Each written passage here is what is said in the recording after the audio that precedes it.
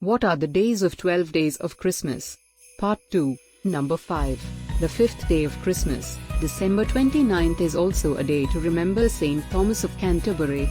Number 6. The sixth day of Christmas, December 30th, is believed to represent the 6 days of creation. Number 7. The seventh day of Christmas, December 31st, ends the year. Number 8. The eighth day of Christmas, January 1st, falls on the first day of the Gregorian calendar, commonly known as New Year's Day. Number 9.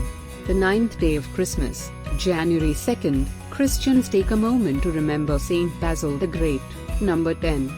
The 10th day of Christmas, January 3rd, marks the feast of the Holy Name of Jesus on January 3rd, first celebrated in 1530. Number 11. The 11th day of Christmas, January, a gift comes in the form of 11 pipers piping. Number 12. The 12th day of Christmas, January 5th, is also known as the Epiphany. It celebrates the revelation of the incarnation of Jesus as God. Please like, share and subscribe to my channel.